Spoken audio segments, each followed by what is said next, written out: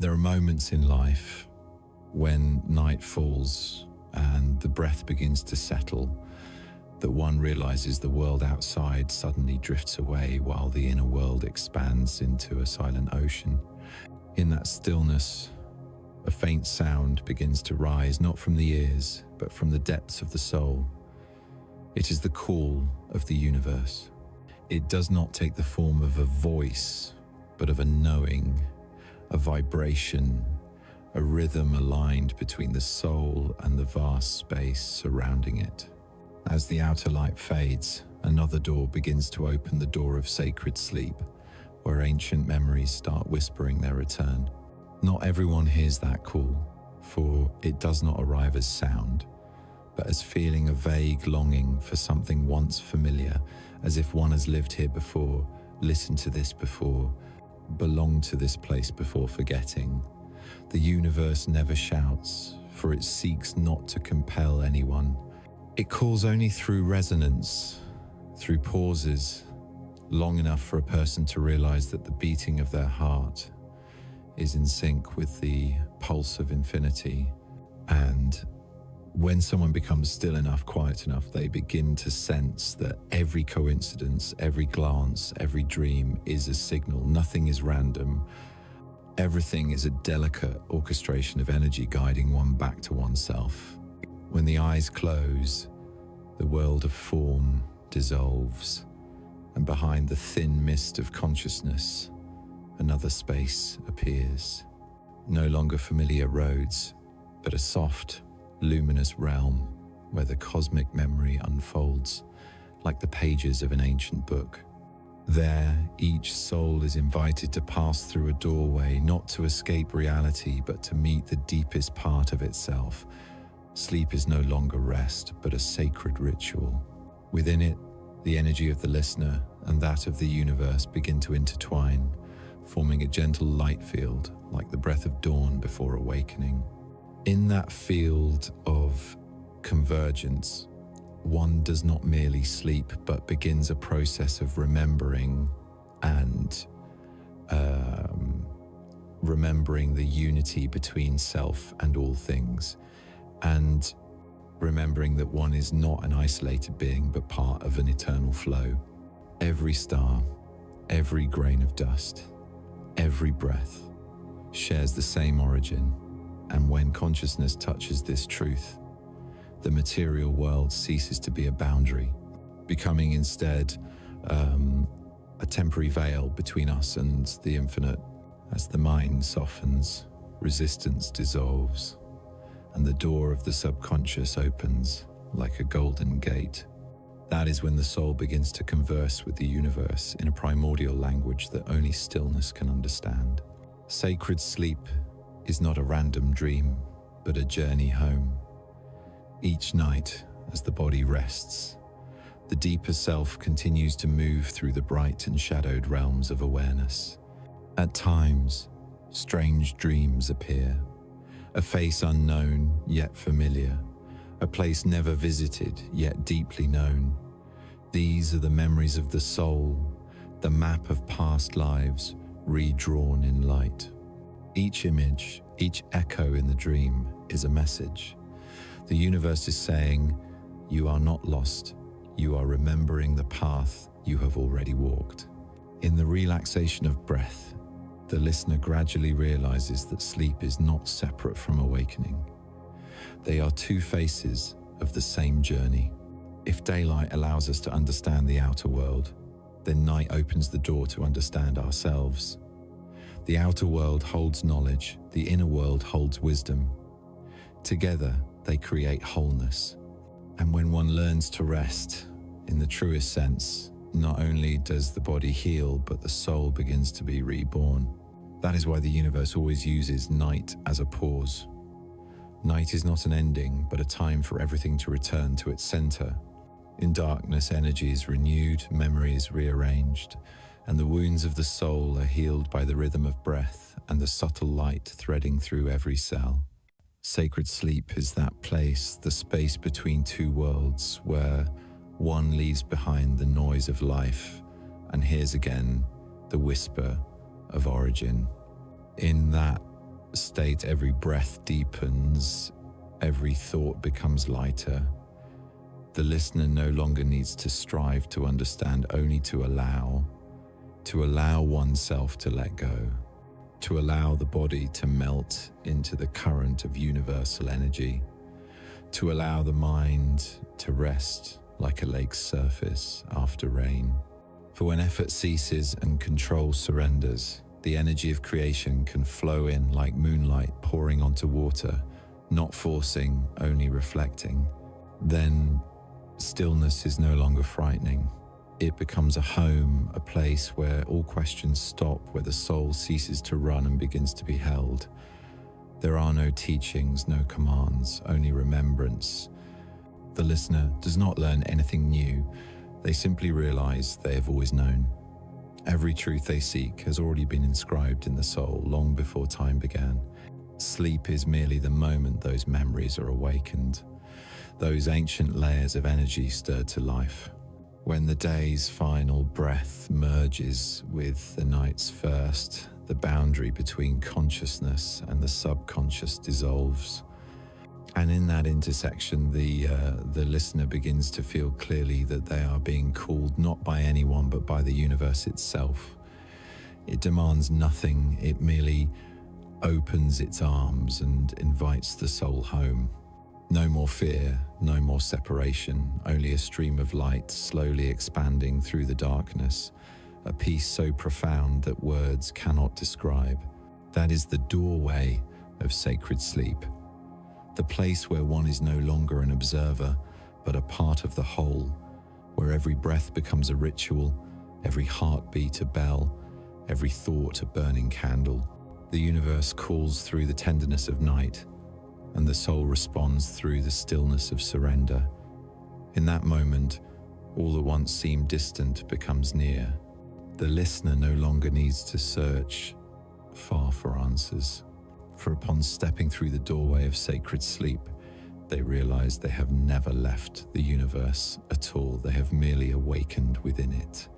Everything that exists around us is speaking, not through words, not through the grammar of humankind, but through subtle signals woven into every moment of life. Each number, each sound, each coincidence is a sentence in the invisible scripture that creation is writing. Yet, having grown accustomed to the noise of reason, most people can only hear their own voices and no longer the voice of the universe. The world seems silent, but in truth it is whispering every second. Creation has its own language, a language not of letters but of symbols. And when the listener begins to understand, they realize that the universe has never been silent. It has merely been waiting for someone who knows how to listen. The language of creation does not dwell in books or words. It is carved into the breath of the wind, into the spirals of water, into the way light filters through the leaves. A blooming flower is not merely a moment of color, it is a message. Everything follows the cycle of blossoming, fading, and rebirth. A rising storm is not only a meteorological event, but the voice of balance re-establishing itself. When one looks upon all things through the eyes of the soul rather than the familiar eyes of judgment, one realizes that everything in nature is communicating. Every phenomenon is a character in the ancient alphabet of the universe. The difference between one who is awake and one who is blind does not lie in where they stand, but in how they see. Faced with the same event, the unknowing see chaos, while those who have learned the language of creation see order being arranged. The universe operates by flawless laws. It is only humanity's fear and desire that distort its rhythm of understanding.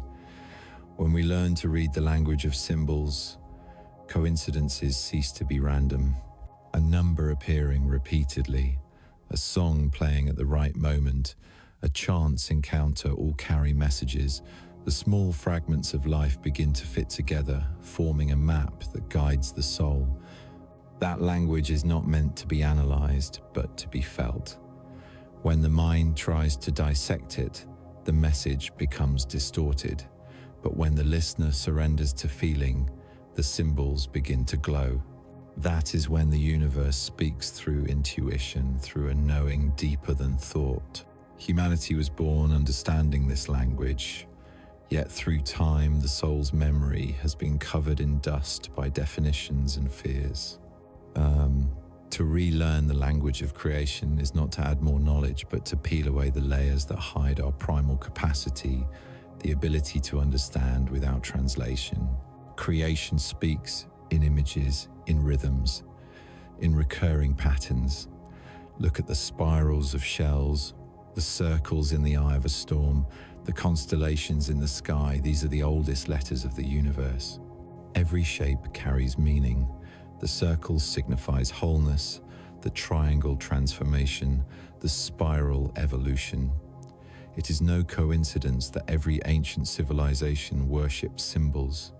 They knew that behind each carved figure lies an energy field. Symbols are not merely to be seen, they are meant to activate. When one gazes upon them in awareness, the symbol awakens a deep memory within, stirring what has long slept in the collective subconscious. Every dream, too, is a page in that invisible book. In dreams, the mind loses the barricade of reason, allowing the universe to send messages directly through images. A doorway, a stream of water, a pair of eyes, each holds its own meaning. Those who know how to listen do not seek to interpret with logic. They simply ask their feelings what the symbol evokes. The answer comes from sensation, not analysis. And when perception becomes pure, the dreamer realizes that the universe is not outside the dream, it is the dream itself, dreaming of the human being. The more one understands this language, the more one sees that life is not separate from the grand structure of the universe. Every smallest action creates a vibration within the whole.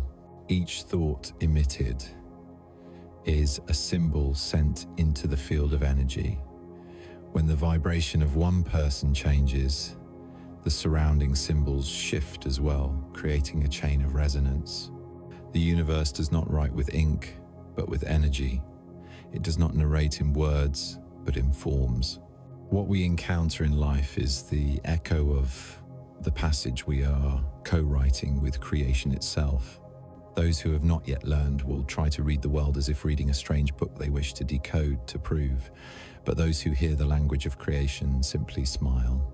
They do not need to explain, they only need to move with the rhythm. When one walks in harmony with the frequency, all doors open. When one steps out of tune, all doors close. There is no punishment, only response. And that response is the subtlest of lessons, for it teaches through experience itself. No one needs to force another to change, because the language of creation always fulfills its task to bring everything back into the orbit of light. Hearing the language of the universe is not a miracle. It is the result of stillness. When the inner voice quiets, other echoes can be heard. The less one speaks, the easier it is for the universe to whisper. The less one argues, the clearer the symbols become. Creation has never been silent. It is humanity that has spoken too much. When we learn to stop, we begin to understand.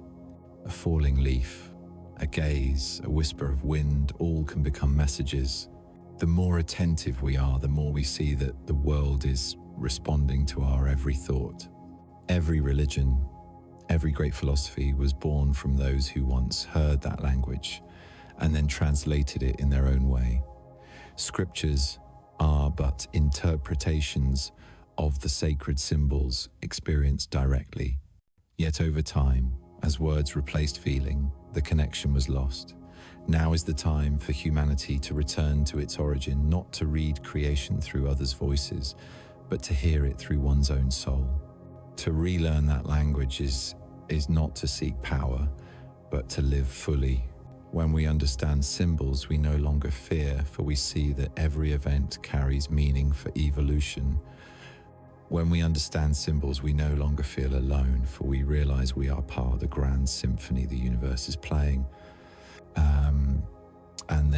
On quiet nights, when the light fades and breath slows, if the listener is peaceful enough, they will realize that everything is already communicating.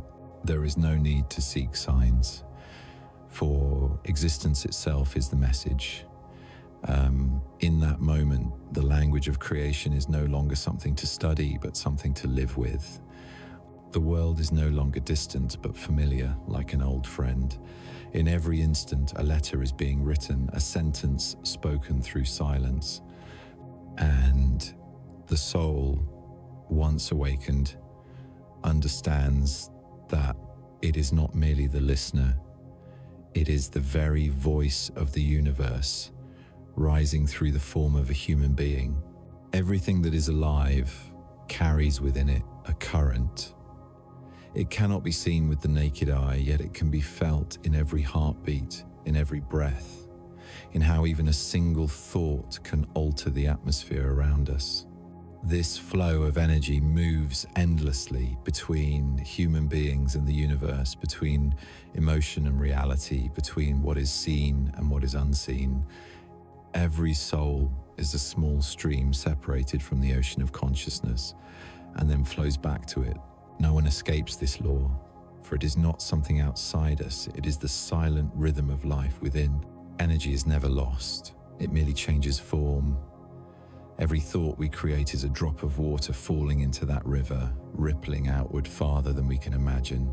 A bright drop born of gratitude creates a soft resonance, while a dark drop of fear sends forth a heavy wave that leaves us drained. Creation does not judge, and the current takes no side between right and wrong. It simply responds. It amplifies whatever we send out and returns to us the exact nature of that energy. Therefore, whoever understands the law of energy flow will cease to resent or to blame and will begin to learn how to sow into the current only what they wish to receive in return. There are days when the heart feels heavy for no clear reason. That is when energy is blocked, when thoughts are suppressed, when emotions remain unexpressed. Energy longs to move, it must flow. When we hold it back, it stagnates, becoming fatigue, becoming pain. Yet with a deep breath, with permission to release, the current begins to move again on its own. For the essence of energy is freedom. It does not need to be controlled, only allowed. A soul that allows itself to feel is a soul learning to harmonize with the flow of the universe. In this universe, nothing stands still. Even silence is a subtle form of movement. When we send out a word, an action, or a thought, its vibrations immediately leave us, enter the shared energetic field and spiral back. Sometimes instantly, sometimes after days or years, but it always finds its way home. This is the law of reflection, the cyclical return of the soul. It makes each person the creator of their own reality. No one is punished, no one rewarded. There is only reflection. Energy has no moral sentiment, yet it is always honest. It gives us precisely what we emit. Those who understand this law see that instead of trying to control the outer world, all that is needed is to realign the energy within. Like a musician tuning strings, when one note falls out of harmony, they do not destroy the instrument, they simply adjust the tone. When the mind strays from balance, the flow of energy follows, and the world mirrors it immediately. So rather than running or complaining, one must pause, breathe deeply and ask, what energy am I sending out right now? Everything outside is but a reflection of what is inside. When the inner world is at peace, the outer world naturally arranges itself. Every emotion, every thought, every word is a choice of how that current moves. When we complain, energy becomes tangled. When we forgive, it becomes clear again. Forgiveness is not acceptance of another's fault. It is ceasing to let the past occupy space in the present flow. Holding on to resentment is like keeping a rock in the middle of a river. The water still tries to move, but the current fractures, swirls, and becomes chaotic. When we release, the water reunites, and energy heals itself. This is the secret of balance. There is no need to strive for peace, only not to block it. The ancients likened human life to a boat on a vast river. If we row against the current, we exhaust ourselves. If we drift without direction, we wander aimlessly. But if we set the oar to the right rhythm, understanding the direction of the water, we can go far without strain. The soul's energy works the same way. It does not need to be forced, only guided by awareness. When we know what we are sending into the river, love or fear, creation or resistance, then every journey becomes effortless. Few realize that energy has memory. It records every vibration that has ever occurred. That is why, upon entering a place, one may feel comfort or heaviness without knowing why. That space carries the energy of those who once dwelled there. The soul is the same. Unresolved memories cling like stones in the stream. They are not evil, they are simply waiting to be recognized. When we dare to face them, to look directly at fear, energy begins to move again, carrying light through layers of shadow. And when it flows, wounds gradually dissolve, not because they are erased, but because they are understood. This understanding does not arise from intellect, but from experience. When we allow energy to pass through us naturally, we become conduits instead of reservoirs. And once we are conduits, energy can no longer harm us. It flows through, purifies, and leaves behind light. This is the state of a free soul. A soul that needs to hold nothing for itself, knowing that everything will return when needed. Those who grasp this law cease to fear loss, cease to cling. The flow of energy is also the intelligence of the universe moving through every being. Nothing is separate. Each person is a small river, yet all flow within the same sea. When one clings to fear, the waters around them grow murky, and that affects other streams. When one radiates gratitude, the waters clear, and the light reaches farther. Healing, therefore, is not merely personal, it is collective responsibility. When one soul awakens, the entire river brightens. The flow of energy does not ask us to become someone else. It asks only for honesty. Whenever confusion arises, return to the breath, for breath is the physical expression of that flow. When we inhale, energy enters. When we exhale, energy is released. If we only inhale and never exhale, blockage occurs. If we only give and never receive, depletion follows. Balance is the art of exchange. Breath teaches us that giving and receiving are one and the same act. And when we understand this, we begin to live in rhythm with the universe, neither forcing nor resisting, only existing and allowing energy to move of its own accord. Every soul drifts within the same ocean. Some swim in light, some wander in mist, yet all are moving. No one is left behind, no one truly lost. The current knows the way home.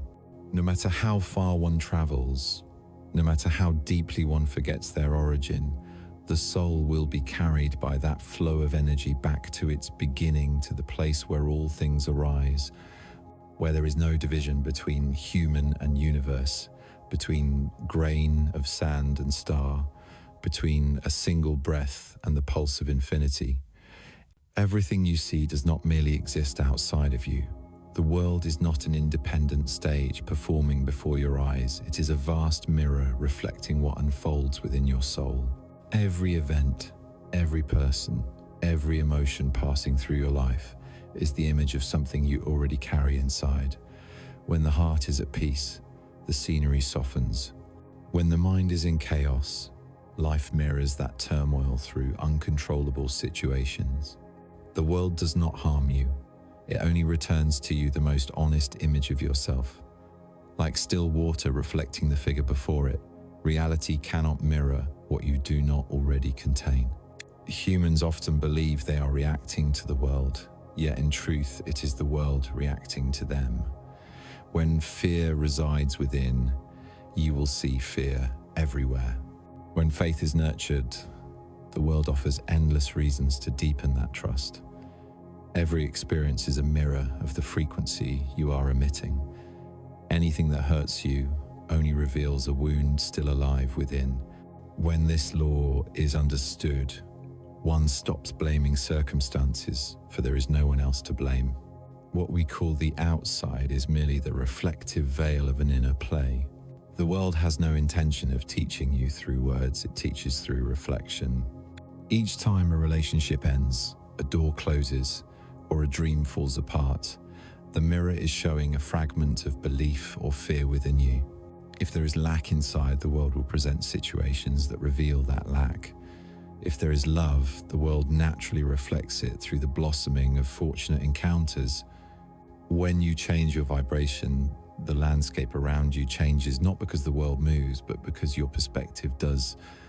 Like the light shifting when the sun moves, reality faithfully mirrors the position of your consciousness.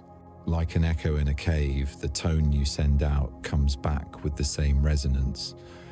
And when you understand this, you become mindful of what you think, what you say, and what you believe.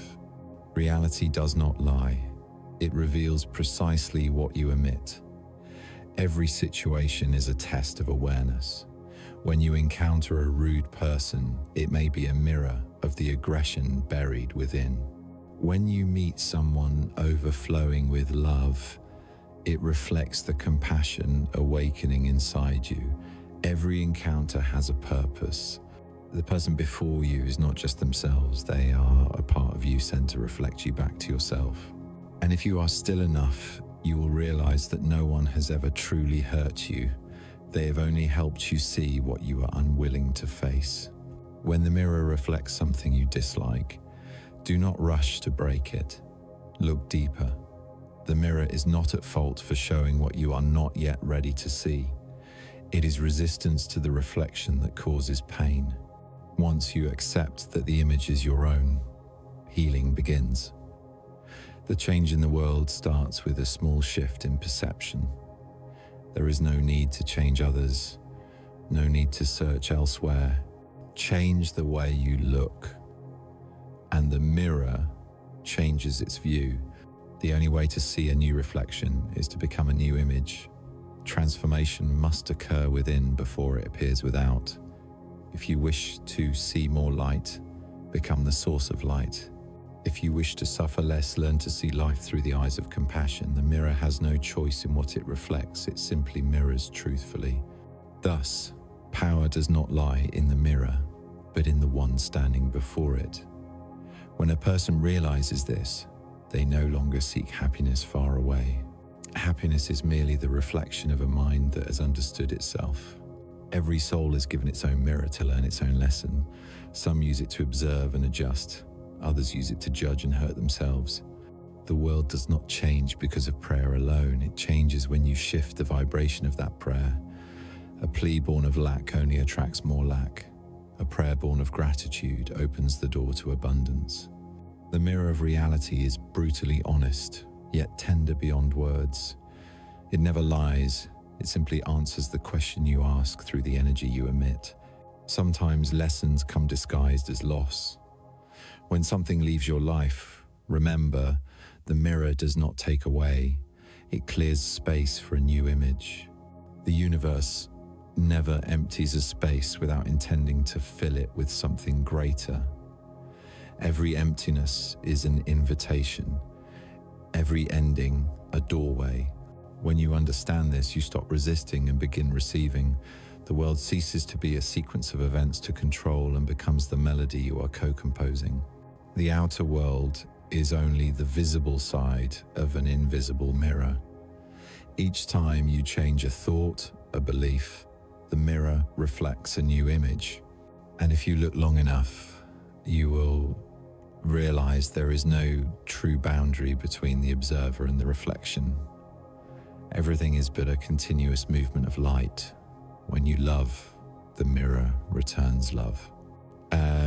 When you hate, it returns separation. When you are silent and still, the mirror becomes transparent, and through it you see the essence of all things, that there is no other only one consciousness reflecting itself through infinite forms. The mirror of reality is a lesson in responsibility and freedom. Responsibility, because everything you see originates from within you. Freedom, because by changing your vibration, you can change the world. When the mind becomes clear, the mirror shines. When the heart opens, every reflection turns gentle. And when the soul accepts that every image is a reflection of one singular being, the mirror ceases to be a mirror. It dissolves into light. The world no longer reflects anything, for the observer and the reflection have merged into one. In that moment, the human being is no longer standing before the mirror of reality. They have become the very light that reflects everywhere. Everything that exists in this world, from grand achievements to the smallest moments, began with a single thought. Before there was form, before there was matter, before there was action, there was always an idea. Thought is the first seed sown into the field of reality. Once planted, it never disappears. It germinates, grows, and ultimately becomes what we call life. Humans often believe they live in a material world, but in truth, they live in the world of their own thoughts, created anew each day. Every thought is a thread of energy weaving the invisible fabric of existence. Once you realize this, you understand that the greatest power does not lie in physical strength, but in the power of thought itself. Thought is the spark that ignites creation. A simple idea such as "I can" or "I cannot" can open or close countless doors. When the mind repeats a belief often enough, that energy begins to crystallize. Just as water freezes when the temperature drops low enough, thought condenses into material form when focused intensely. Those who cannot control their stream of thoughts will find their lives in disorder because they are scattering seeds carelessly, one day sowing fear, the next anger, then wondering why their field grows wild. Meanwhile, those who nurture their thoughts understand that every thought is a prayer, and that prayer, spoken or unspoken, is always heard by the universe. Many people see thoughts as passing clouds, harmless, fleeting, yet they do not realize that every cloud leaves a trace in the air. Every time you think of fear, you create a vibration. Every time you think of love, you create another. The universe does not hear through ears. It hears through frequency. It does not respond to words, but to the energy you emit. Thus, one positive thought can alter the course of a day, even a lifetime. Conversely, one negative thought, if nurtured long enough, can grow into chains that imprison the soul. Thought is the most powerful yet most dangerous tool, for it both creates and destroys. A seed of creation can bloom into flowers or into weeds. Everything you believe becomes law within your own life. If you believe the world is harsh, you will see only harshness. If you believe life is kind, your heart softens and the world softens with it. The universe does not argue, it simply says, "So be it. Whatever you choose to believe, I will create the world that matches it." Thus, one who masters the art of directing thought is one who masters reality itself. To keep the mind pure does not mean to banish all negative thoughts. What matters is awareness. Each time a thought appears, look directly at it, like a gardener observing a seed. If it is a seed you wish to grow, nourish it with feeling, belief, and repetition. If it is a seed of fear, simply do not water it, it will wither on its own. Thought cannot control you once you see it clearly. Its power lies in the unconscious. When you are aware, thought becomes your tool. When you are unaware, thought becomes your master. Each day, the mind produces thousands of thoughts, yet only a few take root and become reality. These are the thoughts that are repeated, supported by emotion. Emotion is the water that feeds the seed of thought. A thought charged with powerful feeling becomes a command sent to the universe. This is why the thing you fear most often arrives first. It is fed by your strongest energy. Meanwhile, forgotten dreams lack the energy to grow. Understanding this, one learns to direct emotion, not to suppress it, but to guide it. When emotion and thought move in the same direction, the gate of creation opens. Thought also has form and weight in the invisible world. When you focus on something long enough, that energy takes shape within the field of consciousness and begins to attract matching circumstances. This is why pessimists continually face difficulty while optimists frequently meet opportunity. It is not fate that chooses them. It is their thought acting as a magnet for corresponding experiences. The universe shows no favoritism. It simply mirrors the frequency you broadcast. Each person is the architect of their own house of consciousness, and every wall, every window, even the quality of light is designed by thought. Sometimes people forget that they are the ones thinking. They allow the mind to run on autopilot, producing endless streams of thought like a rushing river.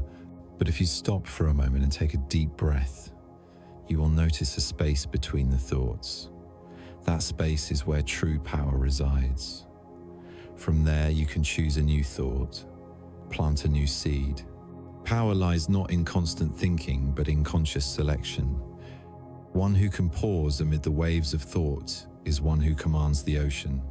When you can observe thought without being swept away, you have crossed the boundary between unconsciousness and awareness. Nothing in life happens without beginning as a thought. Even what you call coincidence is merely the reflection of unconscious thinking. Your body is the physical record of the thoughts you have carried over time. A person who holds positive beliefs radiates health, while one who lives in fear grows weary. Every cell listens to what you think. Thus, when you think of light, your body moves toward it.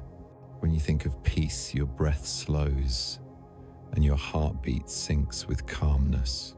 Thought does not only create the outer world, it shapes the inner world as well. If you wish to change your destiny, do not start with action, start with thought. Action is merely the body of thought, while thought is the soul of action. An action born of fear produces a completely different result than one born of faith. Thought is the origin of all movement, the seed of all creation. When you learn to sow the right seed and nurture it with care, there is no need to force the world. It will blossom naturally in its own rhythm. And when you truly grasp this, you will stop praying for the world to change and begin praying to think rightly. For when thought is right, everything else aligns. Thought is not just a tool, it is the doorway to the creative power of the soul. Cherish every thought, for it is not merely a whisper in your mind, but a seed preparing to sprout in the field of eternity. And one day, when you look back, you will realize that every miracle that ever happened in your life began with one small moment, the moment you allowed a beautiful thought to be born and believed in it long enough for it to become real.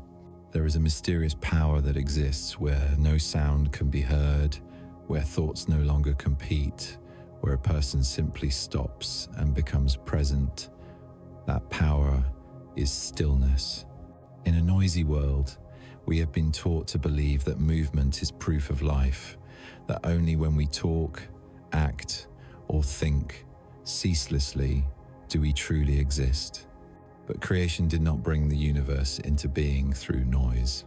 Every beginning was born from silence. Before the first sound, before the first light, before the first breath, there was absolute stillness. From that stillness, everything began. Stillness is not emptiness. It is the foundation of all things. It is the space within which all existence finds its rhythm. When the mind is busy, a person hears countless voices, but cannot hear the voice of the soul. The more we chase answers, the deeper we drown in waves of thought. Yet when we stop, when we cease pursuing something, extraordinary happens. The answer appears on its own.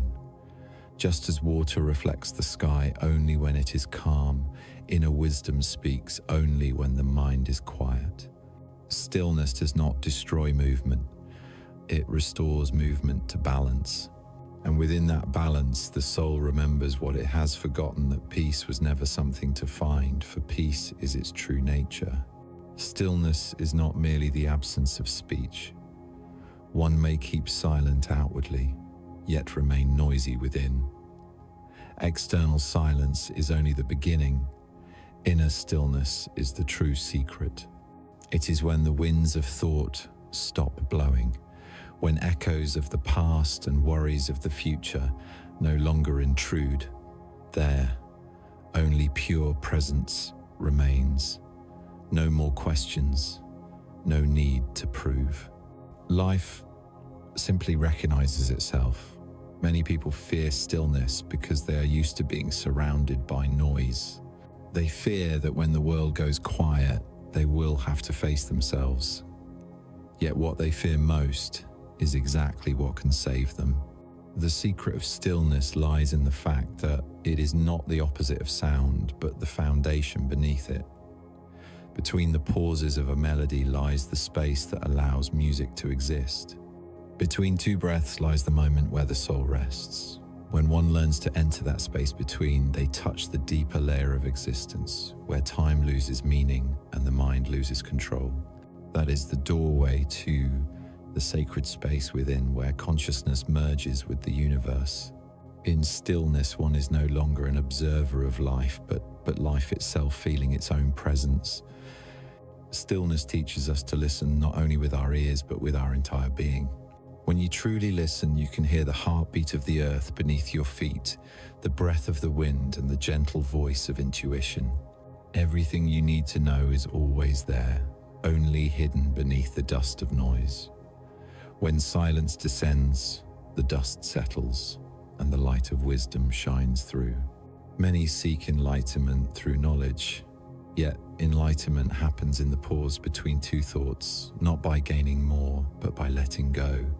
When you stop filling the space with words, analysis, and effort, that space opens for truth to enter. Imagine yourself sitting in a perfectly silent room. At first, the quiet feels uncomfortable, as though the emptiness around you is too vast.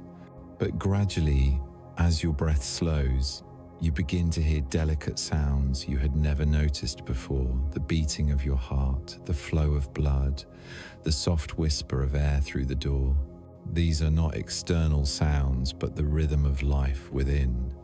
In that moment, you realize stillness is not cold, it is full of energy. It is the background upon which everything moves in harmony and depth.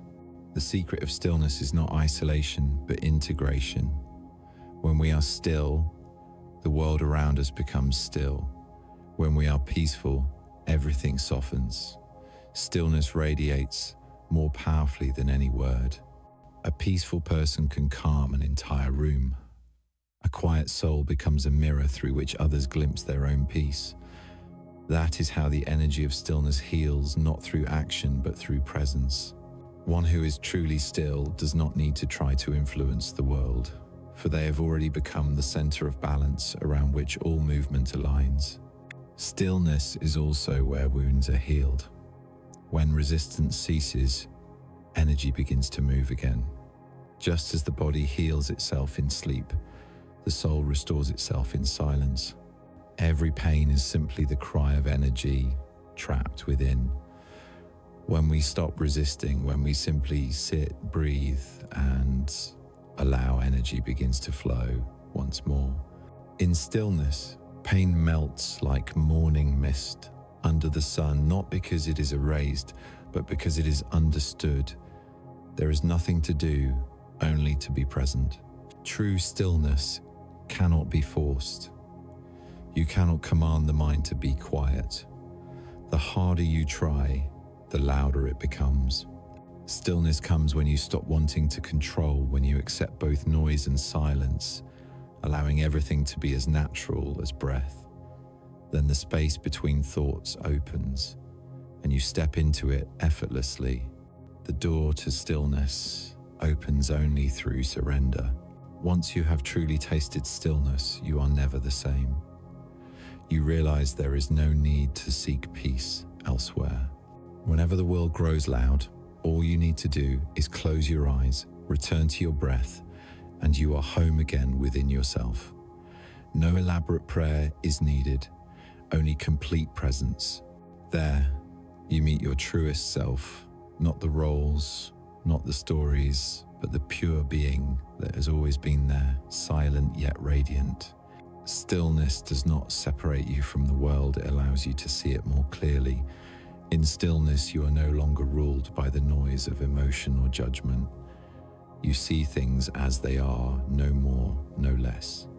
And in that pure seeing, wisdom reveals itself. You understand that everything has its rhythm, and when you move in harmony with it, life becomes music. There is no struggle, no striving, only gentle acceptance. Ultimately, stillness is the voice of creation itself. Every great teaching exists only to lead humanity back here to the place where no questions remain, where truth needs no words, where love needs no expression. Stillness is the sacred space in which the soul and the universe dissolve into one. And when you touch it, you realize you need nothing more. Everything you have ever sought, peace, understanding, love, has always been here, in the silence surrounding every breath. Everything in the universe exists in pairs, not to oppose, but to balance. Light and darkness, heat and cold, birth and death, joy and sorrow, all are two faces of the same essence. Without night, we would never know the beauty of dawn. Without pain, we could not understand the value of peace. The law of polarity is the deepest principle within the order of creation, for it keeps everything in motion. If only one pole existed, the universe would cease to move. If only light existed, no one would know what light truly is. It is because darkness exists that light gains meaning, and it is because we fall that the soul learns how to rise. When misunderstood, the law of polarity causes human beings to wage war within themselves.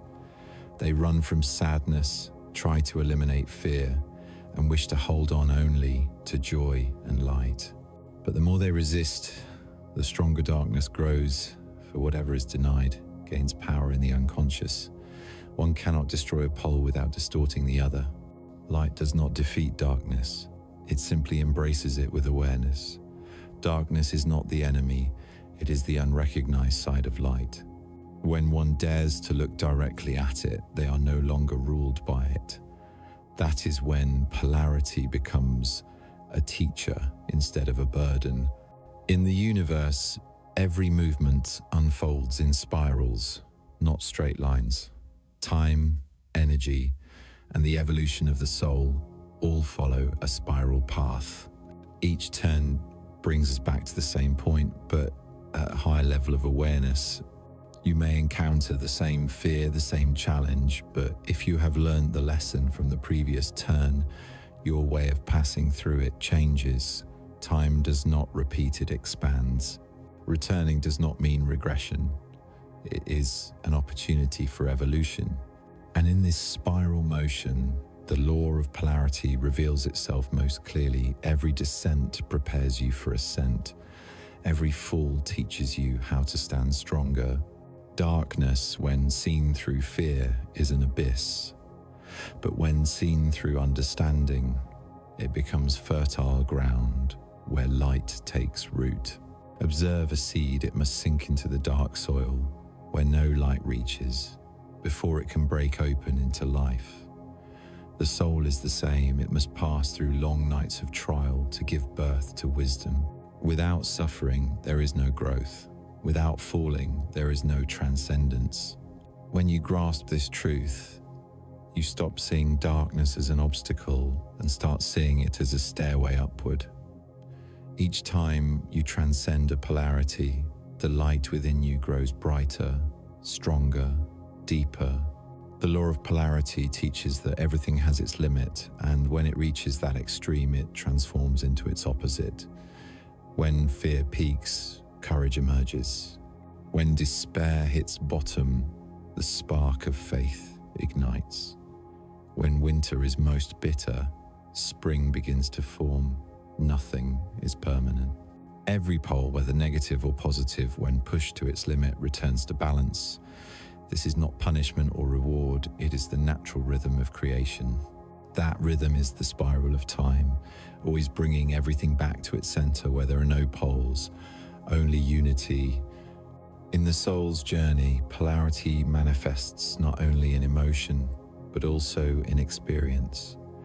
One who has sunk deep into sorrow often possesses the capacity to love more deeply. One who has lost faith may become the most powerful awakener. Each pole contains the seed of its counterpart, like the ancient symbol, where the black droplet holds a white dot and the white droplet holds a black one. Through the eyes of wisdom, you see there is no true separation. Everything that seems opposite serves one purpose: to help consciousness recognize itself. Many fear that time steals their chances, that the return of the past means failure. Yet the spiral of time is not a chain, it is the vortex of learning. Each return brings you closer to the center. Like the hands of a clock circling endlessly, yet keeping the rhythm of time, the soul moves the same way, always returning, but each time deeper, clearer, freer. When you understand this, you stop worrying about the past, for nothing is ever truly lost.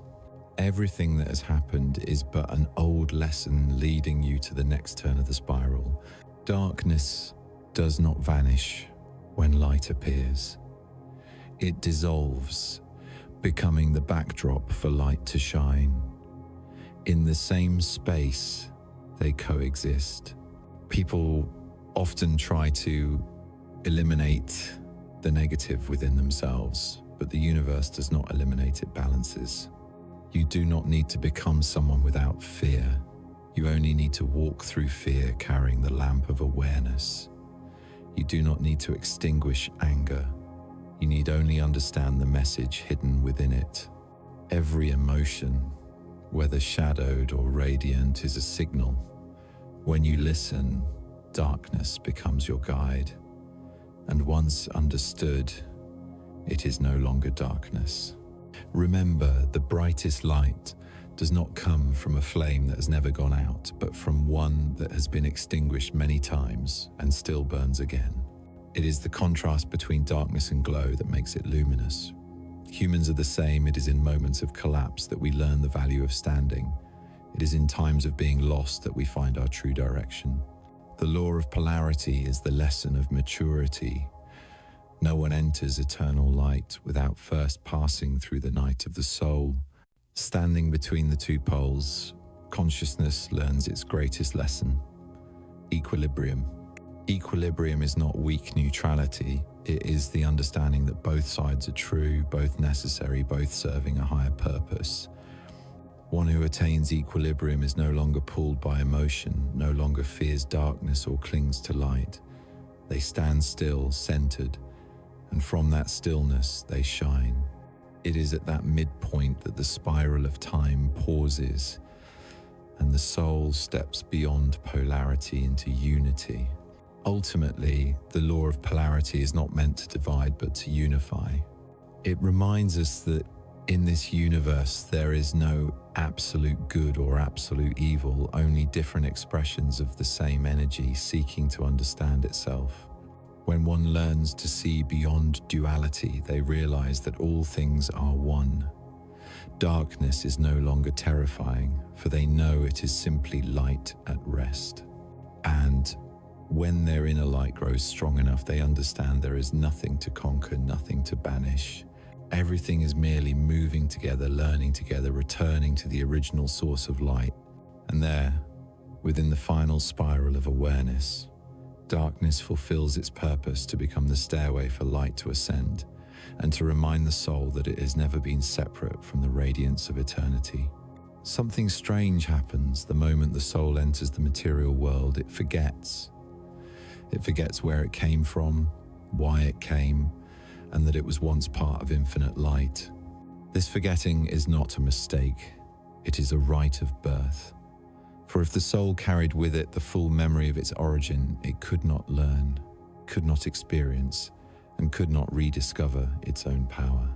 The veil of forgetfulness is drawn not to punish but to protect. It temporarily hides omniscience so that the soul may have the freedom to choose, to explore, and to become wise through experience. Every human being, wherever they are, lives in this state, both a finite being and a fragment of the infinite, temporarily forgetting itself. From the moment of birth, one is wrapped in this veil. Children come into the world in purity, still carrying traces of the light from which they came. But gradually, through words, teachings, fears, and desires, that light becomes obscured. Society teaches people how to survive, but rarely how to remember. And so, the soul sinks into a long dream where it believes it is a name, a body, a role, a success, or a failure. Every label added is a mist that dulls the mirror of true being. Yet deep inside, the soul keeps whispering a small, steady voice saying, "I am still here. I have never been lost." There are moments amid the dream of life when a person suddenly feels something deeply familiar, yet indescribable. It may happen while gazing at the sky, hearing the wind, or meeting a stranger who feels like someone known long ago. These are the moments when the thin veil parts, a sliver of light flickers through, reminding us that something greater is present. But then the intellect intervenes, dismissing it as fleeting emotion. Yet, it is precisely in these brief moments that the universe extends its invitation, calling the soul to remember its true essence. The veil of forgetfulness is not as thick as it seems. It is like a layer of mist one beam of awareness can pierce through it. But for that light to appear, one must dare to look within, not with the eyes, but with the stillness of the heart. When the mind stops searching for answers outside, the soul begins to hear its own voice again. This knowing does not come from reasoning, but from deep remembrance. It feels like an ancient memory returning, where belief is no longer needed because one simply knows. It is not learning something new, it is remembering what has always been. The journey of remembering does not occur in a single moment, but unfolds across an entire cycle of awakening. Every experience, painful or sweet, is a fragment of returning memory. When we love, we remember that we have always been love. When we lose, we remember that nothing is ever truly lost. When we forgive, we remember that all souls share the same origin. And when we stop, we remember that we have never gone anywhere. The veil of forgetfulness is not an obstacle, it is the test of self-recognition. Only through forgetting can we choose how to remember. The material world is a stage built for this very game of remembrance. Every event, every person, every circumstance is a clue. Those who wound you are sent to help you recognize the limits of your love. Those who anger you are mirrors of the parts within you yet to be understood. Each time you face a true emotion, the veil thins a little more. Each time you choose love over fear, the inner light shines brighter. And gradually one day you realize the veil never truly existed. It was only the illusion of a mind believing itself separate. Some may ask, if the soul is already light, why must it forget only to remember again? The answer is this: because only through getting lost can the light understand the meaning of return. Like a drop falling from the ocean, only by wandering through rivers does it realize the sea never left it. The journey of forgetting and remembering is the journey of spiritual maturity. It is not about becoming perfect, but realizing that we already are. It is not about reaching the light, but discovering that we are the light itself. The veil of forgetfulness exists in every soul as a thin garment draped over inner radiance, but no one needs to tear it away by force. Awareness, love, and acceptance are enough to dissolve it. Each time you sit quietly, breathe deeply, and feel the warmth spreading through your chest, you blur the boundary between remembering and forgetting. When you forgive, you draw the curtain open a little more. When you feel gratitude, you invite the light to enter. The veil does not fear the light, for it too is woven from light. It merely waits for you to be peaceful enough to see through it. Remembering your true essence is not remembering with the mind, but with the soul. The mind asks, "Who am I?" And the soul smiles, "I am all that is." When one reaches that moment, there is no need to define oneself by past or name. One knows they are life flowing through every form. They no longer fear death, for they know one cannot die when one has never truly been born. The veil of forgetfulness dissolves, revealing the simplest truth. The soul was never lost, it was merely dreaming. And when the dream begins to fade, when the dreamer starts to awaken, something miraculous occurs. The world does not disappear, it becomes transparent. Everything remains, yet nothing is mistaken as absolute. You still live, still love, still feel, but from a different place. One without fear, without seeking. You become both the dreamer and the awakened within creation's dream. You live as a soul that knows itself as soul, no longer bound by the role, yet fully embodying it with love and awareness. Then you understand that the journey was never about finding, but about remembering. There is no destination other than realizing you have been there from the beginning. Everything that once caused you pain or confusion was merely a mirror, helping you see your inner light more clearly. The veil of forgetfulness fulfills its purpose once you learn to see through it.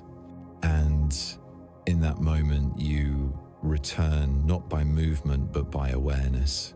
You do not return to a place, but to your true essence, where there is no before or after, no birth or death, only pure light, smiling in silence, as if there had never been any separation at all. Everything in the universe is vibrating. From the tiniest particle to vast galactic clusters, from the heartbeat to the wave of light, all are moving in an invisible symphony. If you could see with the eyes of the soul, you would realize that the universe is not still, but an infinite ocean of oscillations. Every thought, every emotion, every word, every action creates its own vibration. Nothing is ever motionless, nothing is ever truly silent. Even silence itself has the frequency of peace. The universe does not communicate through words, but through resonance. When the soul emits a certain frequency, it attracts vibrations of the same kind. This is the foundational law of creation. You do not attract what you want, you attract what you are vibrating. Frequency is the primordial language that both the soul and the universe understand. When you think of love, all your energy begins to vibrate at a high, gentle, and warm frequency. When you think of fear, the energy contracts, vibrating low and heavy. Every experience in your life is simply the universe's response to the frequency you are transmitting. Like a musical instrument, your life will play the exact note you hold in your heart. If you vibrate at the frequency of inspiration, opportunities will come. If you vibrate at the frequency of anxiety, challenges will appear to help you learn balance. The universe does not judge good or bad, it simply responds truthfully. It is an echoing mirror of sound, amplifying the energy you send into space. When the soul is immersed in fear and conflict, its frequency becomes chaotic. The inner sound loses clarity, distorted by layers of heavy thought. People call this disconnection from the universe, but in truth, that connection was never broken. You are merely broadcasting on a different wavelength, unable to hear the greater symphony that is still playing. The universe continues to speak, continues to send signals, but you cannot receive them because you are out of tune. When you begin to slow down, breathe calmly, and let your mind settle, you retune your frequency. Then what seems like coincidence begins to occur. You think of someone and they call. You notice signs everywhere. That is not magic. It is resonance. When two frequencies align, they attract each other. Each human being is an instrument in the cosmic orchestra. No two are the same, yet all contribute to the grand harmony. When you fall out of rhythm, you are not wrong, you simply need to tune again. Harmony is not achieved through effort, but through remembering the natural rhythm of your soul. In a state of peace, your energy flows freely, your vibrations become refined and radiant, and the universe immediately responds with alignment. Every door opens, not because you are more deserving, but because you are in tune. Conversely, when the mind is tense, everything seems disordered.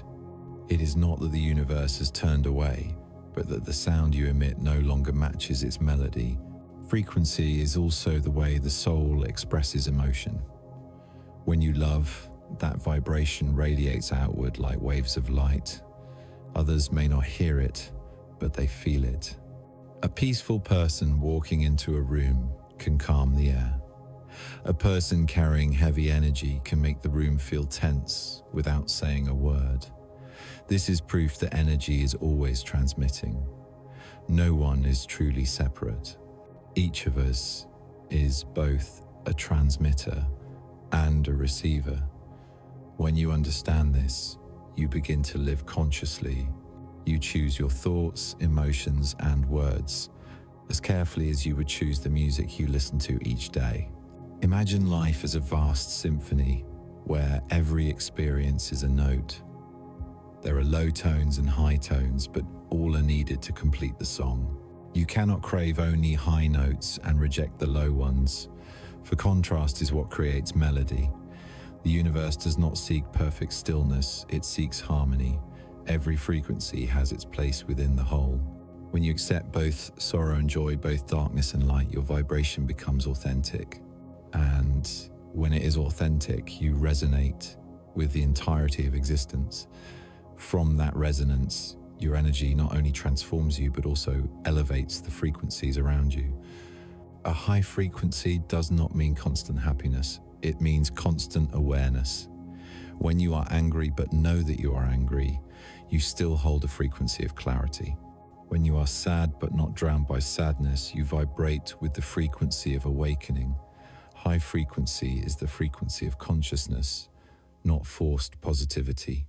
Many people believe they must eliminate negative emotions, but in truth, denial of emotion lowers frequency even more. To acknowledge, embrace, and allow them to pass. This is how energy transforms. In ancient philosophies, it is said that creation sang the universe into being. The first sound, the vibration of existence, was the origin of all form. Every soul is a variation of that divine melody. When you become silent, you can hear it within yourself, not with your ears, but through feeling. A fundamental tone is always present, softly resonating within each breath. It is the echo of the source. When you become aware of it, you realize that you have never been disconnected. Wherever you are, whatever you do, you are always vibrating within the music of the cosmos. Frequency and vibration are also the language of creation. When you focus on something with strong emotion, your energy creates waves directed toward it. The universe does not hear, I want, or I don't want. It hears only the frequency of the emotion you send.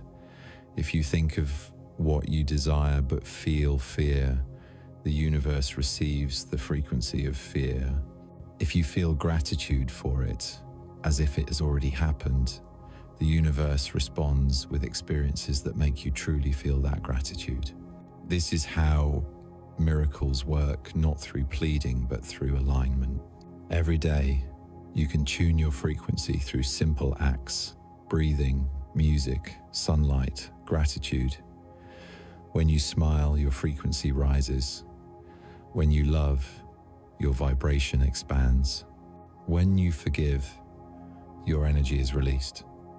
You do not need to become someone else. Just pay attention to the energy you carry.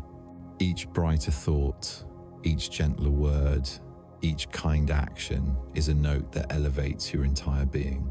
And when many people do this together, the whole planet vibrates at a new frequency, the frequency of awareness, of love, of awakening. Finally, when the soul understands the language of frequency, it no longer asks the universe why, but begins to feel how. For every question is answered through resonance. The universe is not a judge. It is a field of energy singing with you. When you merge into that song, you stop seeking miracles because you realize you are the miracle. And in the moment, your vibration harmonizes with the universe. All boundaries dissolve. You are no longer the listener, you are the music itself, the eternal symphony between the soul and infinity. From the dawn of time, before humankind had writing, they already knew that the world did not speak only through words, but through symbols. Every star in the sky, every carving on stone, every ritual performed in the light of fire carried a meaning far deeper than what the eyes could see. The ancient scholars did not seek truth through argument, but through contemplation. They observed the flow of water, the rising of the sun, the shifting of the wind, and understood that behind every phenomenon lay a sacred principle. To them, symbols were not mere drawings, but portals, gateways to the invisible world where the wisdom of the universe awaited decoding. A symbol is the language of the subconscious, the medium through which the soul communicates with the layers that reason cannot reach. When a person sees a serpent, a key, or a mountain in a dream, it is not a random image. These are messages from within, from the ancient memory of the soul. The ancients knew that to read this language, one does not use intellect, but feeling, for symbols were not made to be understood. They were made to awaken. They touch the part of memory buried beneath layers of forgetfulness, reminding humans of what they have always known since ages long past. Every civilization developed its own system of symbols, yet, strangely, they all resemble one another in mysterious ways. The triangle, the circle, the eye, the flowing water, whether in Egypt, India, or Greece, they carry similar meanings. This is proof that humanity once shared a common source of wisdom. The ancient scholars called it the language of the soul, a language beyond borders and time. Whoever understands symbols perceives that the universe leaves traces of itself everywhere, in the petals of flowers, in the echoes of sound, and in the very structure of life itself. But to open the doors of symbols, one must possess another element, aspiration. Not the aspiration for wealth or status, but the longing for understanding. True knowledge comes only to those who dare to question, to seek, and to go beyond the limits of old perceptions. The ancient scholars saw aspiration as a sacred flame, both a force and a test. If your aspiration arises from greed, that flame will burn you, but if it comes from the desire to awaken, it will light your path. No one has ever found truth with a cold heart.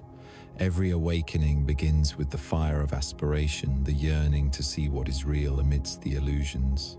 That aspiration is what keeps humanity moving forward. It drives the soul through countless lifetimes and layers of experience. When you feel within yourself a pull, an invisible force urging you to seek the meaning of existence, that is the ancient flame reawakening. It does not belong to you alone, but to all souls walking the path of remembrance. From that longing, humankind begins to learn how to exchange with the universe, not through pleading, but through energy.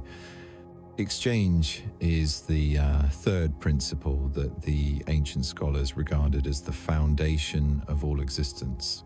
They called it the law of balance. Everything given must have something received. No act of giving exists without the return flow of energy. When you give love, the universe returns peace. When you sow hatred, you receive circumstances reflecting that same energy. The ancient scholars viewed exchange as the breath of the cosmos. Inhaling is receiving, exhaling is giving, and if either stops, life ceases as well. Modern humans have forgotten this law, for they only wish to receive without giving, or give until exhausted without knowing how to receive. Yet the universe always finds a way to restore balance. When you hold on to energy for too long, it stagnates. When you give endlessly without renewal, you grow weary. True exchange is the full circulation between two poles, the natural movement of energy.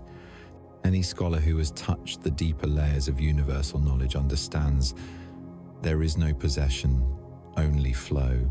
Symbols, aspiration, and exchange, three elements that may seem separate yet are one.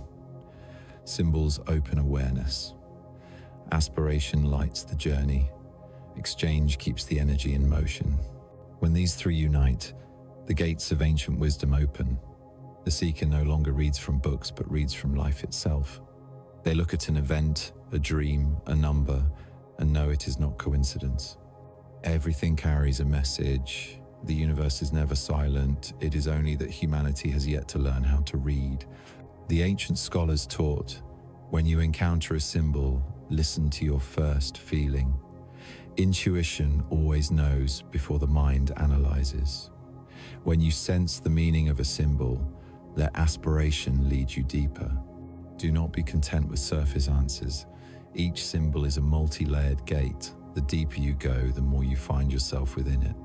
And finally, remember the exchange. Bring that knowledge into life, share it, practice it, so that the energy continues to flow. Knowledge withheld becomes heavy, like water trapped in a still pond. But when given with love, it becomes light, spreading outward. The ancients did not view learning as accumulation, but as exchange with creation. They learned from the earth, the wind, the water, and then offered back their understanding through rituals and gratitude. Each inhale was the reception of wisdom, each exhale the sharing of it with the world. That is why their knowledge endures, because they did not hoard it, but merged with the cycle of giving and receiving that governs the universe. They understood that only when knowledge passes through the heart does it become life.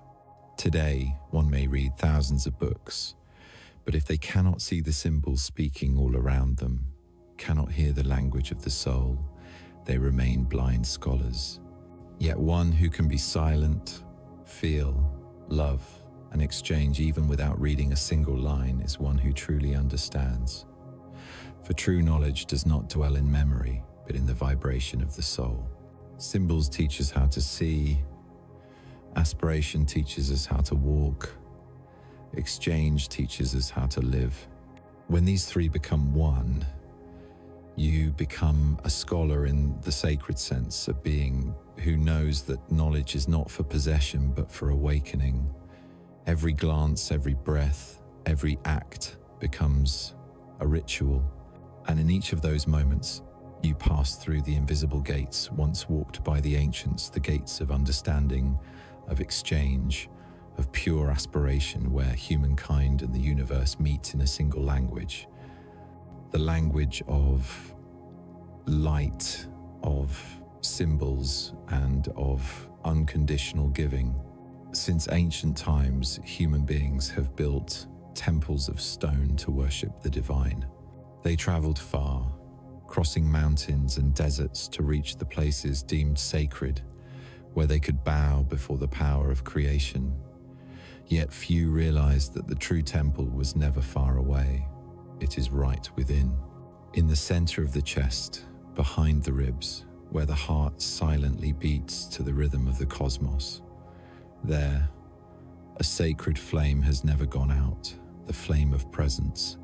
Every time you grow still, every time you breathe slowly and deeply, the doors of that temple open, and you step into the most sacred space of all, your own being. The inner temple is not built of stone. It has no domes or pillars, yet it is more enduring than any human construction. It exists in silence, in every heartbeat, in every breath. The heart is the altar, the breath is the prayer, and presence is the ritual. When you learn to turn inward, you discover that you need not go anywhere to find God, for the divine has lived there all along. You simply have not paused long enough to hear its whisper. Breath is the bridge between body and soul. Every inhalation is a gift of life. Every exhalation is a gentle return to the universe. When the breath is rushed, the mind becomes chaotic. When the breath slows, everything comes back into balance. That is why the wise have always taught, begin with the breath, for within it one finds the path home to oneself. No complex prayers are needed, just one deep, conscious breath, and the soul begins to enter the inner temple. Within that temple, the heart is not merely a biological organ, but the center of vibration. It radiates an energy stronger than any other part of the body. Each beat sends a wave through the cosmos. When the heart closes, energy contracts and flow is blocked. When the heart opens, energy pours outward like light. To open the heart is not an emotional act, but a state of awareness, the knowing that everything happening is worthy of love. Nothing is an enemy. Everything is a lesson asking to be understood. When the heart opens, the light of understanding shines upon every shadow within. The sacred flame of presence burns at the center of that temple. It is not the fire of emotion that flares and fades, but a steady, eternal light that continues to glow even when you lose your way. Each time you are truly present, the flame brightens. When the mind wanders through the past or worries about the future, the flame dims. But when you return to this moment, to the breath moving in and out, to the steady rhythm of your heart, you feel its warmth again. It is the light of the soul, the immortal part of you, untouched by time. Presence is the secret of all miracles. No ritual or religion can replace the energy of presence. When you are fully here, even if only to watch the sky, touch someone's hand, or simply breathe, you are igniting that sacred flame. It radiates not only within you, but also to the souls around you. Presence heals without words because it is the purest energy, the energy of unconditional love. In today's noisy world, people have forgotten their temple. They chase after sound, light, success, and applause, forgetting that all of these are only outer echoes. Meanwhile, within, where the heart and breath faithfully perform their quiet duties, the sacred flame waits to be remembered. When you pause amid life's current, close your eyes and breathe deeply. You hear your heart like an ancient drum resounding. That drumbeat does not belong to a lost civilization. It is the call of eternity, summoning the soul home. In the inner temple, there is no judgment, there is no right or wrong, only understanding. You do not need to strive to be worthy, for you have always been worthy. You do not need to beg for love has been there since your first breath. You only need to listen and feel. When you breathe with awareness, you are praying. When you give thanks for life, you are singing hymns. When you love without demand, you are lighting the flame upon the sacred altar. The ancient scholars knew that the true temple lies within the human heart, so they directed all outer rituals merely to remind us of the inner one. The temples, pyramids, and stone circles were symbols, each stone, each torch, each chant whispering, "Remember to return to the heart." When humanity loses that connection, the world grows cold. But when even one person rekindles the flame within their chest, that light spreads, warming all of existence. Presence is not only stillness, it is a state of creation. When you are fully present, every action becomes art, every word becomes prayer. For in presence, you no longer act from habit, but from wisdom. You no longer react, you respond. From the inner temple, the energy you send forth carries clarity and serenity. It is the energy that transforms the world not through force, but through resonance. There are moments when presence deepens so profoundly that the boundary between inner and outer dissolves. The breath is no longer yours alone.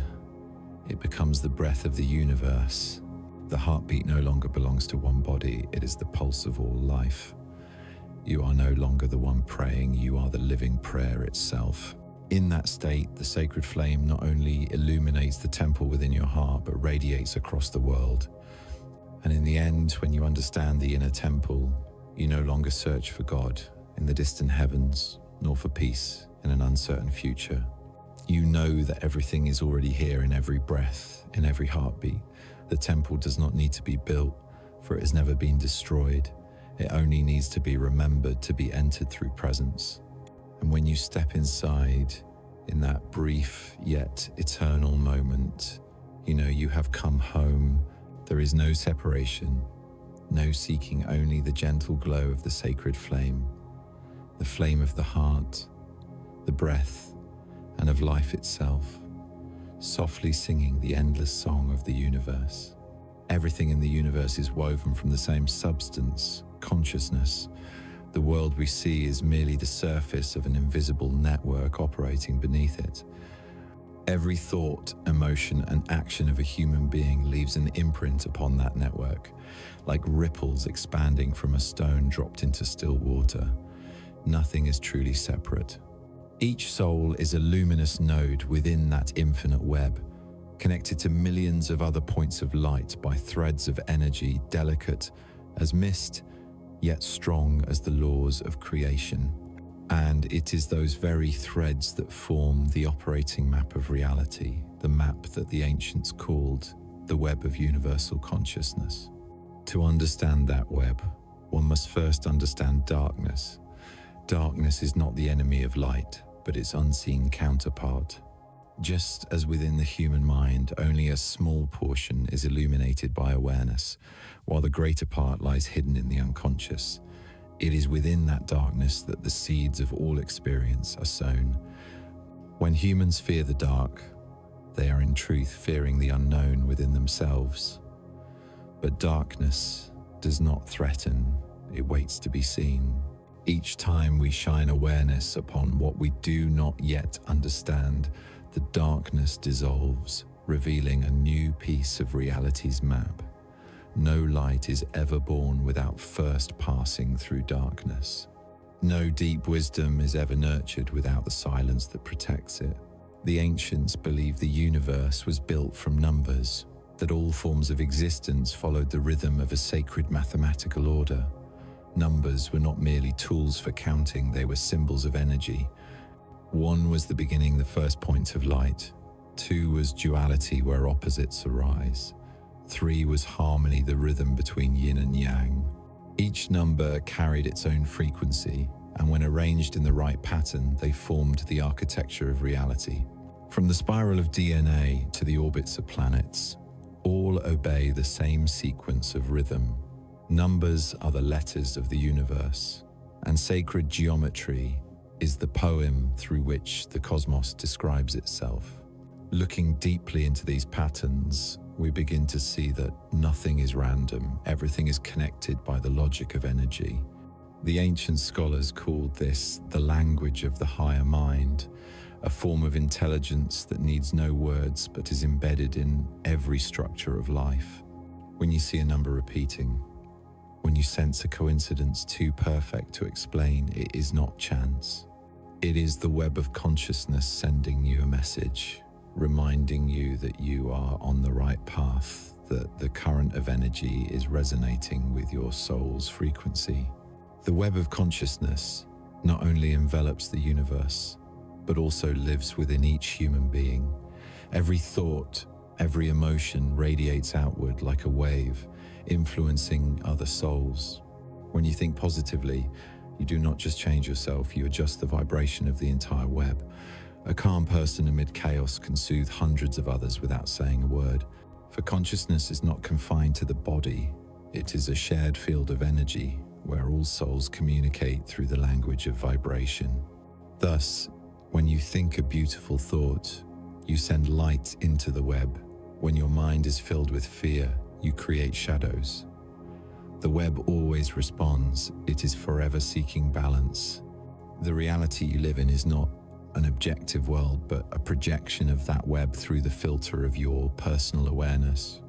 When you shift your vibration, You do not merely change your emotions, you change the way the web interacts with you. This is why people in identical circumstances can experience life so differently. It is not the world that changes, but their map within the web of consciousness that is redrawn. Each person is an artist, painting their own map with the brushstrokes of thought, feeling, and action. The darkness within that map is not a flaw, it is the part yet to be illuminated.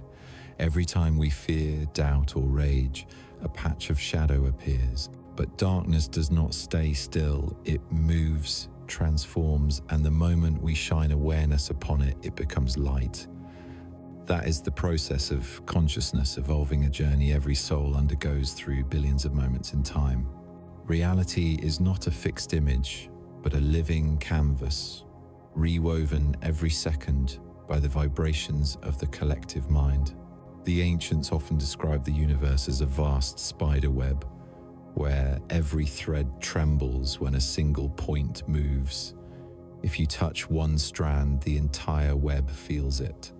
Likewise, every small act you make leaves an imprint upon the whole. A kind word, a loving thought, or even a peaceful breath helps recalibrate the shared field of energy. The world does not change because one person performs a great deed. It changes when millions vibrate together in love. The invisible map of reality is not drawn in ink, but in the energy of humankind. When you understand this, you begin to live with greater responsibility for what you think and feel.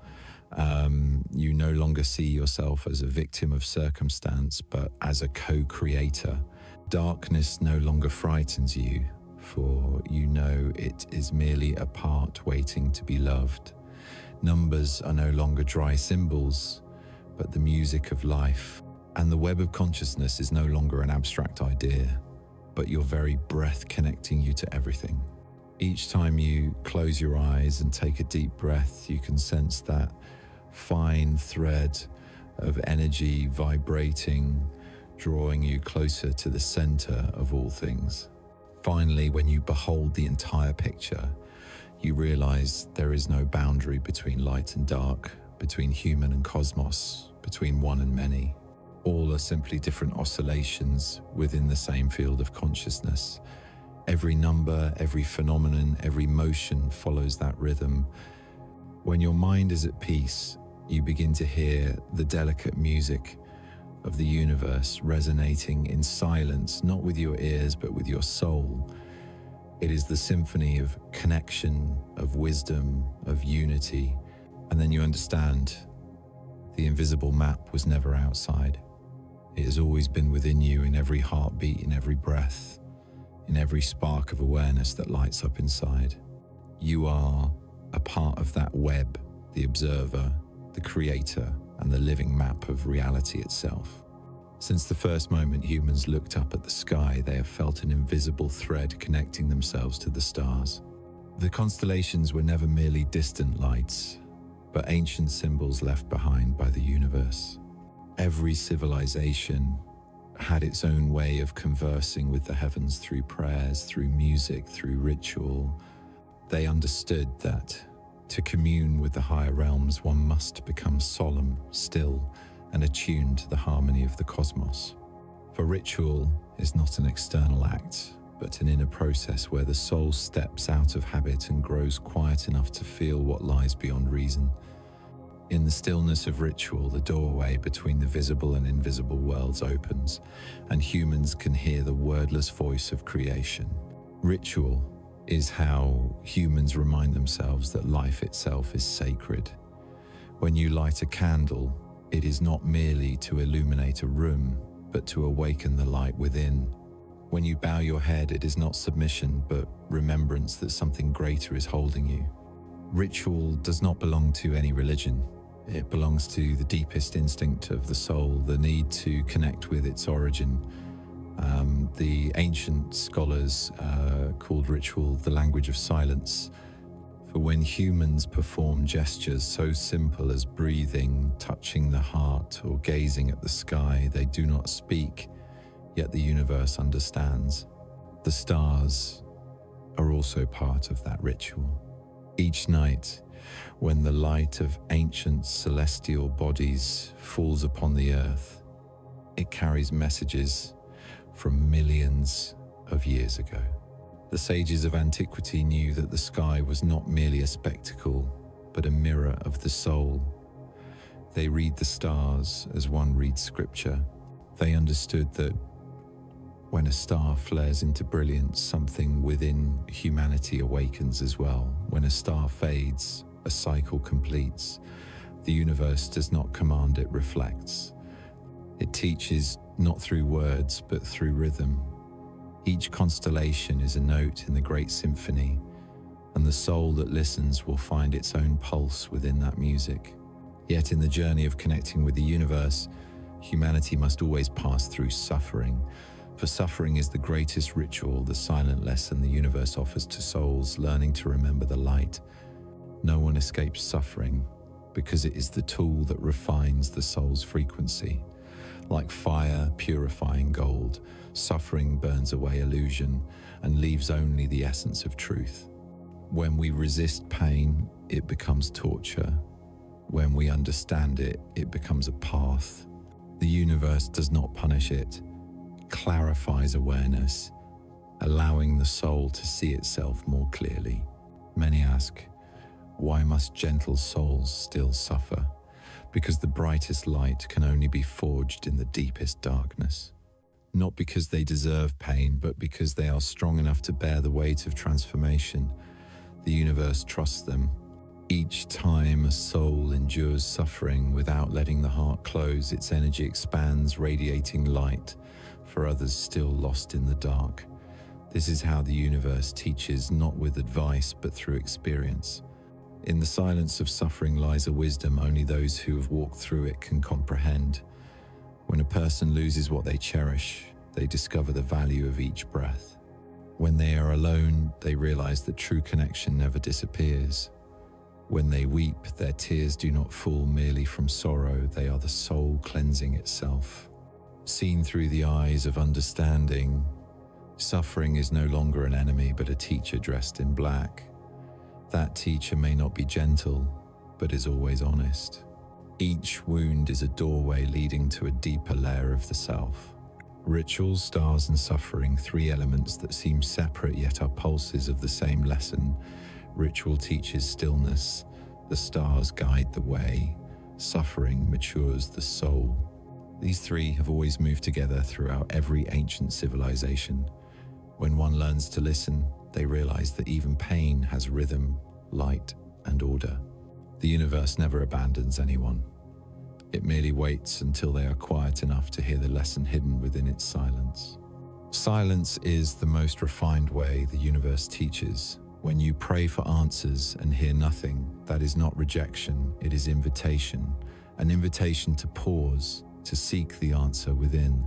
For everything you ask, the universe has already replied through the life unfolding around you. The answer does not lie in sound, but in presence. When you listen long enough, you will begin to hear what no words can express. It is understanding born not of the mind, but of the soul, knowledge without reason, only the quiet knowing that everything is as it should be. There are long nights when the sky is full of stars and the world sinks into silence. If you sit still and breathe, you can feel the shared heartbeat of all existence. In that place there is no pain or joy, only perfect motion. Each star, each soul, each grain of dust participates in that symphony. When you merge with it, you no longer ask why you must suffer, for you see that everything leads you toward light. Suffering is only the low note in the song, making the higher notes more meaningful. In the end, when the soul passes through the ritual of suffering and finds peace within silence, it understands that salvation need not be prayed for, because silence itself, breath itself, the starlight itself are the most perfect prayers. Ritual ceases to be a practice and becomes a way of being. The sky is no longer distant, but a mirror of the heart. And suffering is no longer an adversary, but a guide, gently taking the soul by the hand and leading it toward light In that moment, one realizes that the universe is never taught through words, it is always taught through silence. For in silence, all echoes fade, leaving only the rhythm of truth. When you are peaceful enough to hear that rhythm, you know you are no longer lost. You are sitting in the classroom of the universe, where the sky is the blackboard, the stars are the writing, and suffering is the final lesson that helps the soul remember it has never left the light. It has only been learning how to see it, even when surrounded by darkness. In the universe, there is no randomness, only a deeper order that humanity has yet to fully understand. Every action, every thought, every emotion plants a seed of energy into space, and that seed, sooner or later, returns to its source. This is the law of cause and effect, not judgment, but balance. Creation neither punishes nor rewards, it simply reflects. When you emit the energy of love, the universe responds with opportunities for you to experience more love. When you emit the energy of fear, the universe sends situations that compel you to face that fear, to understand it, and to transcend it. No one escapes karma, yet no one is imprisoned by it. For karma is not a prison, but a mirror, allowing the soul to learn to see itself. The ancients said that everything you encounter in life is the result of what you have projected, whether in this life or many before. But they also said that karma is not immutable, it can be transformed through awareness. When you understand, you resolve. When you love, you dissolve. When you awaken, the chain of karma stops, because you no longer create the old loops. In that moment of realization, the learner ceases to be a victim of fate and becomes a co-creator. They understand that instead of running from consequence, one can simply change the seed.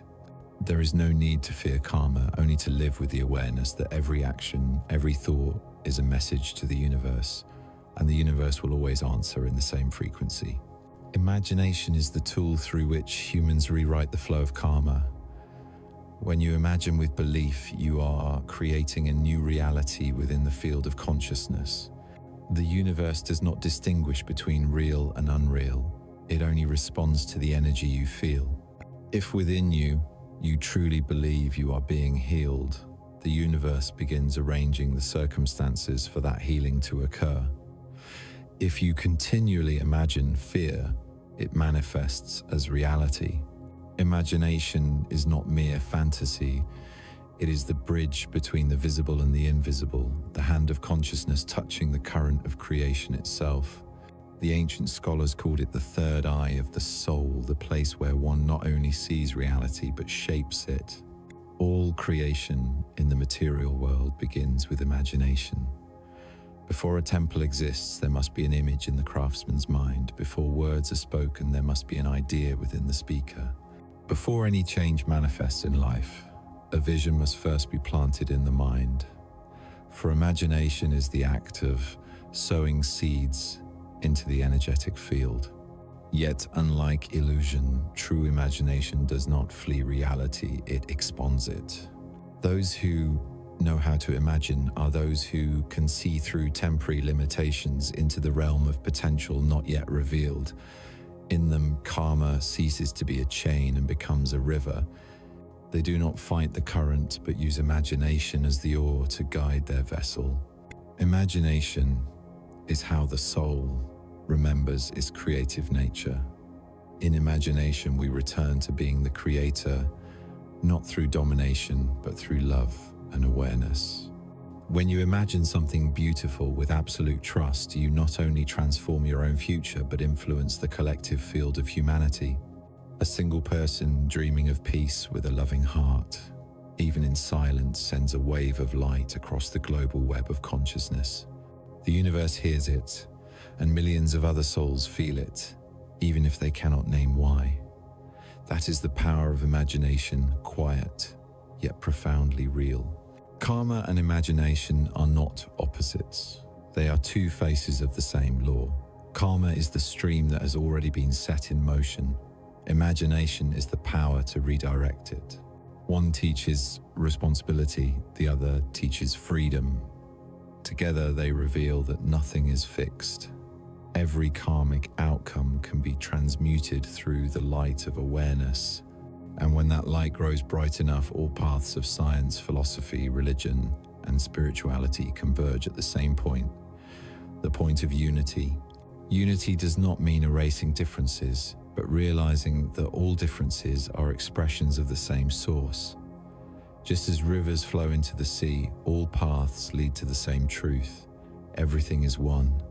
Seekers may choose different roads, meditation, prayer, study, service, but when they travel far enough, they arrive at the same destination, where the seeker and the sought dissolve into each other.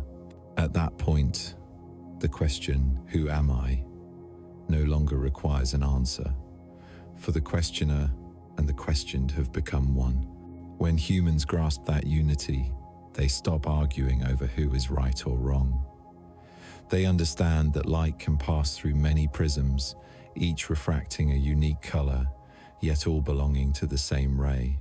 Science calls it energy, religion calls it God, philosophy calls it being, and the soul calls it by a single word: love. When we live in that awareness, karma becomes as light as breath, imagination as free as wind, and every path becomes part of the same harmonious melody. In that state, the seeker no longer walks in effort, but in partnership with the universe. Everything they do, even the smallest act, carries the essence of offering. Each breath is a ritual, each gaze a prayer. They no longer seek the light, for they have realized that the light is what looks through their eyes. When the seeker and the sought become one, the journey ends, and only presence remains, still, luminous, complete. Ultimately, all the laws of the universe, from karma to imagination to unity, exist for one purpose: to lead the soul to awareness. When you are aware, all things are resolved. When you are aware, control is no longer needed. When you are aware, you see that the universe is not outside you, but within every breath, every heartbeat, every living moment. And in that instant, you are no longer the seeker. You become what you sought. You become loving stillness, understanding light, and the universe realizing its own existence. When every journey has reached its end, when all questions no longer need answers, the soul realizes that everything it ever sought was never far away. It has always been here, within itself, within every breath, within every heartbeat of existence. Returning to the source is not a voyage back in time or a pilgrimage to some distant realm. It is the process of dissolving into the original essence, where there is no longer separation between the seeker and the sought, between light and darkness, between birth and death. The source is where everything begins and where everything ends, though in truth, within the boundless realm, there is neither beginning nor end. Humans often believe that the return comes only after death, yet in truth, it happens every moment of life. Each time you are still, each time you forgive, each time you release something that once caused you pain, you are returning. For the source is not a place, but a state of complete union with the universe. When there is no longer a boundary between self and other, when there is no distinction between this and that, the soul begins to feel the primordial current of energy flowing through it. It is no longer times you times who are living, but life itself living through you. It is no longer times you times who are breathing, but the universe breathing with you. The primordial light has no form. It is not blinding, not radiant, but gentle like warmth spreading through the darkness. It is not the light of the sun or a lamp, but the light of awareness, the light that allows you to see even through the deepest night of the soul. When the soul touches this light, it no longer seeks anything else, for it realizes that the light is not outside it times, it's times itself. Everything once thought to be loss, pain, or separation now fades like a dream dissolving into dawn. Returning to the source is returning to the original clarity of being. Before you had a name, before you had a form, before you were called human, you were already part of that current of light. Then you left the source, took on a body, emotions, memories, and dreams, moving through lifetimes to experience, to understand, to love, to suffer. Yet beneath all experience, the soul never truly left where it belongs. You may forget, but you cannot lose it. Light never disappears, it is only hidden. And with every lesson learned, the light reveals itself a little more, until nothing remains concealed, only pure radiance. The return does not come through effort, but through surrender. When you stop striving to become someone, stop proving, stop resisting, you begin to dissolve into the flow of the universe. This dissolution is not the loss of self, but the recognition that you are never separate from the whole.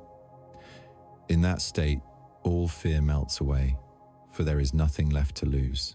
All suffering vanishes, for there is no one left to suffer. The self dissolves like salt merging into the sea. You are no longer a drop seeking the ocean, you are the ocean recognizing itself through the form of the drop. When the soul returns to the source, it no longer asks, "Who am I?" For the question has been answered by its very existence. It no longer seeks meaning. For life itself, times is time's meaning. Everything becomes simple, light, and transparent, needing no explanation. You no longer need to understand how the universe works, for you feel yourself moving in rhythm with it. You no longer try to grasp the light, for you times are times the light. Enlightenment is not a sudden blaze of brilliance, but a quiet process of the soul ceasing to resist its own true nature. In that state of unity, imagination, knowledge, religion, and all concepts dissolve, leaving only the pure experience of presence. There is no longer separation between the one who prays and the one prayed to. No difference between a dewdrop and the sky. Everything merges into an infinite field of light, where time no longer flows and space holds no distance. There, every soul is a ray within the same sun, each with its own journey, yet all shining from one origin. Returning to the source is also the ultimate forgiveness for others, for the world, and for oneself. For when you see the whole, you understand that no one is to blame and no true mistakes exist. Every error is but a step in awareness's journey back to light. Every wound is temporary, like clouds passing to reveal a clearer sky. When you see this, your heart expands. You are no longer ruled by pain, but use it as a signpost of love. Each sorrow that once pulled you away now becomes the very path that leads you home. When you have touched the source, you see the world through new eyes. You find beauty in what once seemed insignificant, a breeze, a raindrop, a glance. You realize that everything is an expression of the same energy beholding itself. Life is no longer something to explain, but something to revere. You no longer need to hold on, for you know nothing can be lost. You no longer need to search, for everywhere you go is home. And deep within, you understand that returning is not an ending, but the beginning of a new cycle, the cycle of creation through awareness. The primordial light is not far away. It is in every breath, in every loving gaze, in every living moment. When you are silent long enough, you can feel it not loud or blazing, but as a tender current spreading through your body and seeping into your soul. That is when you know you have returned, not by movement, but by feeling, not by understanding, but by merging. And then, in that still moment, there is no longer you and the universe. There is only one infinite stream of light, breathing, moving, and beholding itself. All journeys are complete. All questions have dissolved into the eternal answer. The soul returns to the source, not as a conqueror, but as a child remembering where home has always been. In the embrace of the primordial light, There is no separation, no time only, present, silent, whole and everlasting. There, everything begins, and there, everything forever is one.